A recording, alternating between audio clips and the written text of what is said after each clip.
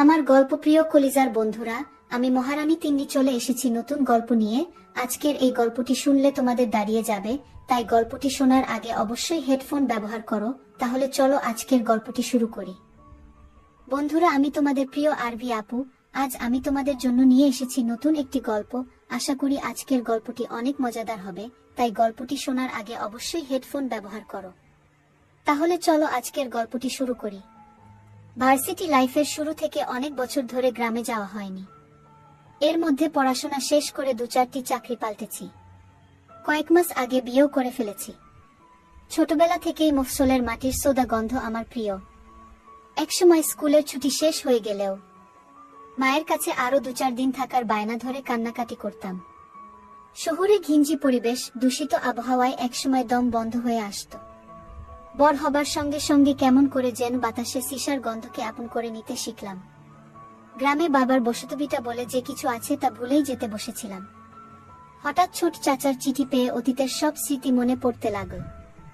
আকবর চাচা আমার চেয়ে 2-3 বছরের বড়। অনার্স কমপ্লিট করে সদরে পৈতৃক ব্যবসা দেখভাল করছেন। বড় 4 ভাইয়ের পর ছোট চাচা অবশেষে বিয়ে করতে চলেছেন। পাত্রী পার্শ্ববর্তী গায়ের, অনেকটা প্রেমের বিয়েই বলা চলে। তবে 2 পরিবারের সম্মতিতে বিয়ে হচ্ছে। এমনিতে গায়ে যাবার কোনো ইচ্ছে আমার ছিল না। তবে আমাদের দুজনেরই লম্বা একটা ছুটি রয়েছে সামনে। ছুটিতে এদিক ওদিক যাবার প্ল্যান করছিলাম কিছুদিন ধরে। সাদিয়া যেহেতু আমাদের গ্রামের বাড়িতে কখনো যায়নি, ভাবলাম এই সুযোগে দুজনে ঘুরে আসব ছোটবেলার আবেগের স্থানগুলো থেকে। বাধাছাদা করে বিয়ের 4 দিন আগে এসি বাসে করে রওনা দিলাম। পড়ন্ত বিকেলে বাস থেকে নামতেই মফস্বল শহরের পোড়া তেল ও মাটির গন্ধ নাকে এসে ধাক্কা দিল। রিকশা করে আধ ঘন্টা পর বাড়ির উঠোনে এসে নামলাম। আকবর চাচা নতুন ঘরের বারান্দায় বসে কয়েকটা লোকের সঙ্গে আলাপচারিতায় মগ্ন ছিলেন। রিকশার টুংটাং বেলের শব্দ শুনে আমাদের দেখে হৈ হৈ করে এগিয়ে এলেন। ছোট বড় চাচাত ভাই বোন, চাচা চাচিরা এসে ঘরে ভিড় করতে লাগলেন। এতদিন পর তাদের দেখতে আসার কথা কিভাবে মনে পড়ল, সবার মুখেই এই প্রশ্ন। কিছু না বলে জবাবে আমি শুধু হাসি। সাদিয়া এমনিতে বেশ ব্যক্তিত্বপূর্ণ মেয়ে, কিন্তু গ্রামে এত মানুষের ভিড়ে সে মাথায় বট করে ঘোমটা দিয়ে বসে আছে। হা হু করে চাচিদের প্রশ্নের সংক্ষিপ্ত জবাব দেওয়ার চেষ্টা করছে। ছোট ছোট ছেলেমেয়েরা হা করে সুন্দরী বউয়ের দিকে চেয়ে আছে দেখে আমার খুব হাসি পেল। হাত মুখ ধুয়ে বড়চাচির ঘরে গরম ভাত, ডিম ভাজি ও মুগ ডাল দিয়ে আয়েশ করে খেয়ে বাড়ির বাইরে বেরোলাম। পরিচিত খাবারের স্বাদও গ্রামে এলে কেমন বদলে যায়। মাটির রাস্তায় পাশাপাশি হাঁটতে হাঁটতে বউ বলল, চাচির রান্না খুব ভালো হয়েছে। আমি সায় দিয়ে বললাম, ছোটবেলায় গ্রামে এলে সবসময় বড়চাচির ঘরেই খেতাম। উনি যা রাঁধেন সবই অমিতের মতো লাগে। পূব দিকে বিলের ধারে আমাদের জমিগুলোতে নানা ধরনের সবজির চাষ হয়েছে। বউকে ঘুরিয়ে ঘুরিয়ে সব দেখিয়ে সন্ধ্যার পরপর বাড়ি ফিরলাম। রাতে উঠোনে জ্বালানো আগুনের চারপাশে বসে অনেকদিন পর প্রাণ ভরে গল্প করলাম সবার সাথে। সাদিয়াও এর মধ্যে গায়ের সহজ সরল মানুষগুলোর সঙ্গে মানিয়ে নিয়েছে। রাতের খাবার খেয়ে 8:30টার দিকে চাচাতো ভাইয়ের দেখিয়ে দেয়া ঘরে এসে ঢুকলাম। বিয়ে উপলক্ষে অনেক মেহমান হাজির হয়েছে। আমার ঘরে 2 দিন আগে অন্য কোনো অতিথির ঠাঁই হয়েছে, তাই মেজো চাচার ঘরে আমাদের জায়গা হয়েছে। মেজো চাচার নতুন ঘরে ঢুকে দেখি আমাদের ব্যাগগুলো এখানে এনে রাখা। ঘরে আসবাবপত্র তেমন কিছু নেই। পাকা নতুন ঘরটিতে চাচা এখনো উঠেননি বলে মনে হচ্ছে। ঘরের মাঝখানে সেগুন কাঠের বিশাল খাট। নতুন খাট থেকে বার্নিশের গন্ধ বেরোচ্ছে। খাটে বিছানো পরিষ্কার চাদরের দিকে তাকিয়ে ধপ করে গা এলিয়ে দিতে মনে চাইল, তবে তা করা সম্ভব নয়। বট খাট বলে লম্বালম্বিভাবে শোয়ার ব্যবস্থা না করে পাশাপাশি 4টি বালিশ রাখা হয়েছে। অনেক অতিথি ইতোমধ্যে চলে আসায় বেড শেয়ারিং না করে উপায় নেই। বিছানায় তখন একটি মহিলা ও পুরুষ একপাশে শুয়ে নিজেদের মধ্যে কথা বলছে। আমাদের দেখে লোকটি নিজের পরিচয় দিল। ছোট চাচার বন্ধু, নাম সোহেল। মহিলাটি তার স্ত্রী। লোকটি বেশ মিশুক ধরনের। তাদের বয়সও আমাদের মতোই হবে আন্দাজ করলাম। এটা সেটা নিয়ে কথা বলতে বলতে শুয়ে পড়লাম। সাদিয়া মাঝখানে মহিলাটির পাশে, আমি খাটের পায়ের দিকে শুলাম। সোহেল দম্পতিও আমাদের মতো জার্নি করে ক্লান্ত। বেড সুইচ টিপে লোকটি বাতি নিভিয়ে দিলে চোখ বুঝলাম। 9টার সময় ঘুমানোর অভ্যাস আমাদের নেই। বাসায় ফিরতে ফিরতেই কখনো কখনো 9টা বেজে যায়। বাইরের ঝি ঝি পোকার ডাক আর নতুন পরিবেশে এত তাড়াতাড়ি ঘুম ধরবে বলে মনে হলো না। আধ ঘন্টার মতো শুয়ে থাকার পর শরীরের মাঝে ভাব কমে এল। না ধরছে ঘুম, না গল্প করা যাচ্ছে বউয়ের সঙ্গে। বিরক্ত হয়ে অন্ধকারে হাত বাড়িয়ে সাদিয়াকে খোঁচা দিলাম জেগে আছে কিনা বোঝার জন্যে। আন্দাজ করে ঘাড়ের দিকে হাত বাড়ালাম, কিন্তু নরম কিছু ঠেকল হাতে। সাদিয়া একটু নড়ে উঠল। ক্লান্তিতে সারাদিন বউয়ের সঙ্গে কিছু করার কথা মাথায় আসেনি। হঠাৎ করেই প্রেমিক মন জেগে উঠল। হাত মুঠো করে শুরু করলাম। অন্য হাত রাখতেই সাদিয়া কাত হয়ে আমার দিকে ঘুরে এল। বালিশে মাথা ঘষতে ঘষতে বামে সরে এলাম। বউয়ের কপালে ঠেকল। গোল করে ঠান্ডা চকাস শব্দে খেলাম। মাথার উপর ঘটকিয়ে ফ্যান ঘুরছে। আওয়াজ অন্যদের শুনতে পাবার কথা নয়। শেষবার যখন গ্রামে এসেছিলাম তখনও বিদ্যুৎ ছিল না। বছর 4 আগে পল্লী বিদ্যুতের আওতায় মানুষ কৃত্রিম আলো বাতাসের দেখা পায়। কপালের পর নাকের ডগায়, গালের মসৃণ চামড়া হয়ে সাদিয়ার শুষ্ক নরম ভিজিয়ে খেতে শুরু করলাম। খেতে খেতে বউয়ের বাম হাতের জোর বাড়ালাম। বউ নিজ থেকেই এক হাত নামিয়ে সামনেটায় হাতটাতে শুরু করলো। কবজির চাপ পড়ায় গিট খুলে আপনা থেকে হটকে গেল। অন্ধকারে 2 আঙুলে খুলতে পারলাম না। নড়াচড়ার ফলে খাট মাঝে মাঝে ক্যাচকাচিয়ে উঠছে। অপর পাশে শুয়ে থাকা দম্পতিটিও সম্ভবত দেরি করে ঘুমিয়ে অভ্যস্ত। তারাও এপাশ ওপাশ করে ঘুমানোর চেষ্টা করছে বলে মনে হলো। মুখ ছাড়িয়ে পেছনে সরে এসে হাঁটুতে ভর দিয়ে বসলাম। বিছানা থেকে নামতে নামতে ভাই বললেন, বাইরে যাবা? গেলা আসো। খাট থেকে নেমে স্যান্ডেল পায়ে দিয়ে তার পেছন পেছন বাইরে বেরোলাম। গ্রামে এলে আর যাই হোক বেওয়ারিশ স্যান্ডেল পেতে অসুবিধা হয় না। ঘরের পাশে উঠোনের এক কোণে দাঁড়িয়ে চাচার বন্ধুটি সিগারেট ফুঁকছে। আমি কাছে যেতেই গোল্ড লিফের প্যাকেটটি বাড়িয়ে দিল, সঙ্গে লাইটার। একটি শলাকা টেনে ঠোঁটে চেপে আগুন ধরিয়ে ভুস ভুস করে ধোঁয়া ছাড়তে শুরু করলাম। শেষ করতে পারো নাই? আঙুলের ফাঁকে সিগারেট রেখে আমার দিকে তাকিয়ে প্রশ্ন করলেন। হু, আমি বুঝতে পারলাম না। বুঝো নাই? হার্ট হয়েছিল তোমারটা, বলে আমার লুঙ্গির দিকে নির্দেশ করলেন। সুতি কাপড়ের সামনের দিকটা একটু বেশি উঁচু হয়ে আছে। ও হা, আপনি লাইট জ্বালিয়ে ফেললেন তাই। আমি বিব্রত ভঙ্গিতে হাসার চেষ্টা করলাম। No problem, what happens? আমরাও ভাবছিলাম তোমরা ঘুমিয়ে পড়েছ। কতক্ষণ ধরে করতেছিলা? এই তো কয়েক মিনিট। হাত দিয়ে অবাধ্য শাবল চেপে ধরতে ধরতে বললাম। উনি সেটি লক্ষ্য করলেন। চাপ লাগতেছে। আমি বউকে নিয়ে বাইরে দাঁড়াই, তোমরা শেষ করে আস। আরে না, সমস্যা নাই ভাই। ভাইজের অতি উৎসাহ দেখে বিডমি খেলাম। আচ্ছা, সারা রাত তো বাকি আছে। হে বলেই বাম হাতে লুঙ্গির উপর দিয়ে নিজের শাবলটা কচলাতে শুরু করলেন। ফ্রেশ হয়ে আসা দরকার, বলে পশ্চিম দিকের অন্ধকারে হারিয়ে গেলেন। শুধু সিগারেটের আগুনের ছোট্ট বিন্দুটি চোখে পড়ছে। সোহেল ভাই ফিরে আসার পর অনেকক্ষণ ধরে আধো অন্ধকার উঠোনে দাঁড়িয়ে আলাপ চল। উনি চট্টগ্রামে একটি বহুজাতিক কোম্পানিতে চাকরি করেন। আকবর চাচা চট্টগ্রাম বিশ্ববিদ্যালয়ে পড়ালেখা করার সময় তার সাথে পরিচয় হয়। বাবা মা ঢাকায় থাকেন, উনি পড়াশোনা শেষ করে চট্টগ্রামেই চাকরি নিয়েছেন। আমাদের মতোই 6-7 মাস আগে বিয়ে করেছেন।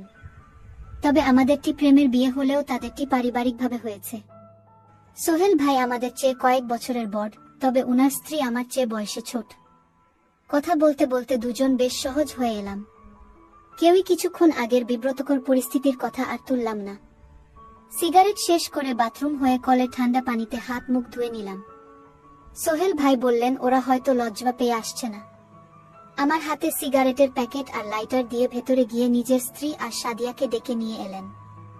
বিরাট উঠানের চারপাশে সব চাচাদের আলাদা আলাদা ঘর। বাড়ির পশ্চিম কোণে বাঁশবাগানের পাশে পাকা বাথরুম এবং চাপকল। সাদিয়া এবং ভাবি মাথায় কাপড় দিয়ে আমাদের দিকে না তাকিয়ে সেদিকে চলে গেল ফ্রেশ হতে। ওরা ঘরে ঢুকে গেলে আমরাও ভেতরে এসে দরজা দিলাম। ক্লান্তিকর দিনের শেষে ভালোবাসায় সিক্ত তরল নিঃসরণ করতে না পেরে অতৃপ্তি নিয়ে ঘুমালাম। তাড়াতাড়ি ঘুমানোর পরও সকাল 8টায় ঘুম ভাঙল। জেগে উঠে দেখি সোহেল ভাই বা ভাবি কেউ বিছানায় নেই। সাদিয়া ঘরের এক কোণে রাখা ড্রেসিং টেবিলের সামনে বসে চুল ঠিক করছে। রাতের বিব্রত ভাব উবে গিয়ে খুশি খুশি ভাব দেখা দিয়েছে মুখ জুড়ে। চাচাত বোনেরা বলেছে নাস্তার আগে ওকে নিয়ে গ্রামে ঘুরতে বেরোবে, তাই হালকা সাজগোজ করে নিচ্ছে। বর দুই চাচি 3-4 পদের পিঠা বানাচ্ছেন অতিথিদের জন্য। সকালের মৃদু ঠান্ডা বাতাস, ঘন কুয়াশায় ভাপ ওঠা পিঠা মন্দ লাগবে না। গ্রামে নাস্তা করতে করতে অনেক দেরি হয়ে যায়। বউ, সুবর্ণা ভাবি সহ আরো কয়েকজন শহুরে মেজবোনকে সঙ্গে নিয়ে চাচাতো বোনেরা বেরিয়ে গেলে শার্ট গায়ে জড়িয়ে হাত মুখ ধুয়ে হাঁটতে হাঁটতে পশ্চিম দিকে এগোতে শুরু করলাম। বাঁশ ঝাড়, কলার বিশাল বাগান, আকাশচুম্বী শিমুল গাছের পর থেকে শুধুই বিস্তীর্ণ ফসলের মাঠ। নানারকম শাক সবজি ও বিশালায়তন পাটক্ষেতের মধ্য দিয়ে যাতায়াতের জন্য রয়েছে সরু আইল। প্রথমেই একটি কুমড়ো ক্ষেত।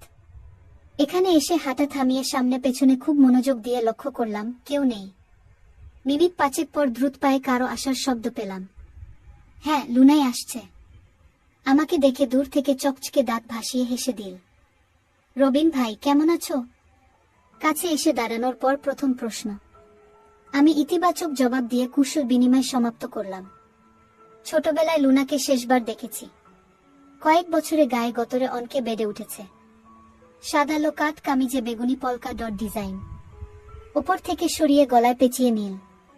আমাদের বাড়ির কয়েক বাড়ি পরের এক চাচার মেয়ে লুনা। ফর্সা হাসি খুশি মেয়েটি মায়ের মতোই উচ্চতায় খাটো। পড়ালেখার কথা জিজ্ঞেস করায় বলল, আগামীবার এইচএসসি দেবে। 1 মাস পর টেস্ট পরীক্ষা। কথা বলতে বলতে লুনা আইল ধরে সামনে এগিয়ে চল, আমি পেছন পেছন।